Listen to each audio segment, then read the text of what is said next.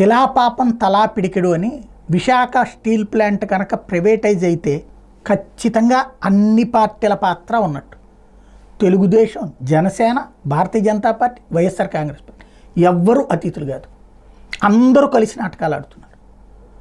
మీరంటే మీ వలన. వాస్తవానికి అది రాష్ట్ర ప్రభుత్వానికి సంబంధించిన అంశమా? అసలు రాష్ట్ర ప్రభుత్వానికి ఏంటి బాధ్యత? కేంద్రం మీద ప్రెషర్ చేసే బాధ్యత మాత్రమే వీళ్ళకుంది, అది కూడా రాజకీయ పార్టీలు కాబట్టి. లేకపోతే అసలు ఈ ప్రభుత్వానికి సంబంధమే లేదు. అక్కడ నాగ్గా జరుగుతున్నది ఏంటంటే దాన్ని కొట్టి కొట్టి చంపేస్తున్నారు. ఉద్యోగుల్ని వేధిస్తున్నారు. ఉద్యోగుల ఆకస్మిక తొలగింపు, మళ్ళీ గొడవ పడితే మళ్ళీ చేసుకోవడం, అలాగే ఉన్నవాళ్ళను అవతలకు పంపించేసే ప్రయత్నం చేయడం, లేదా వాలంటీర్ రిటైర్మెంట్ ఇచ్చే ప్రయత్నం చేయడం. ఓ రకంగా పరోక్షంగా దాన్ని మూసేస్తాం అని కాకుండా ప్రైవేట్ వాళ్ళకి అమ్మేస్తామని పరోక్షంగా తేల్చి చెప్తున్నారు. ఇక్కడే అతిపెద్ద కుంభకోణం. కనీసం 3 నుంచి 4 లక్షల కోట్లు ఎక్విప్మెంట్ కానీ, దాని పేరుతో ఉన్న భూమి కానీ. ఆ భూమి లేకుండా ఉట్టి ఫ్యాక్టరీ ఇచ్చిన ఇవాళకి వాళ్ళ కళ్ళకద్దుకుని తీసుకోవడానికి ప్రైవేట్ స్టీల్ ప్లాంట్లు కుప్పల తెప్పలు ఉన్నాయి. ప్రైవేట్ సంస్థలు కుప్పల తెప్పలు. ఇవాళ ప్రపంచవ్యాప్తంగా స్టీల్ కొరతుంది. కేంద్ర ప్రభుత్వం దగ్గర ఎన్ఎండిసి ఉంది, దాని దగ్గర గనులు ఉన్నాయి. ఇది కేంద్ర ప్రభుత్వ రంగ సంస్థే.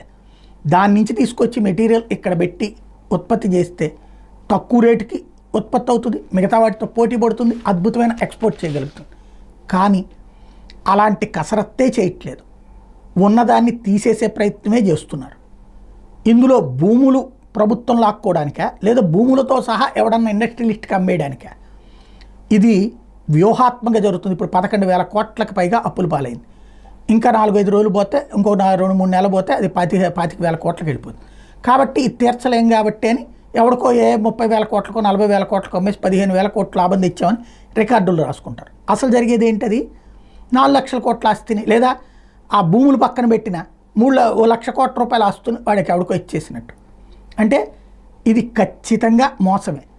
దీనికి నిజాయితీగా మాట్లాడాల్సినటువంటి వాళ్ళు అసెంబ్లీ వేదికగా వైఎస్ఆర్ కాంగ్రెస్ పార్టీ వాళ్ళేమో తెలుగుదేశం హయాంలో చెడగొట్టేస్తున్నారు, మేము 5 ఏళ్ళు కాపాడామంటే అబ్బెబ్బే మీ వల్లనే ఆ ఫ్యాక్టరీ అయిపోయిందని చెప్పి జనసేనను తెలుగుదేశం విమర్శిస్తారు. అందరిలో చిత్తశుద్ధి లోపించింది. కేవలం జరిగేదాన్ని చూస్తూ అది రేపు పొద్దున జరిగితే ఆ పాపం ఎదురోళ్ళ మీదకి నెట్టేయడానికి సిద్ధపడుతున్నారు. కానీ నోటి దగ్గర ముద్దపోతున్నటువంటి ఆ ఉద్యోగుల విషయం కానీ, దేశానికి జరుగుతున్న నష్టం కానీ, అతిపెద్ద డ్రాబ్యాక్ కానీ పట్టించుకోవట్లేదు.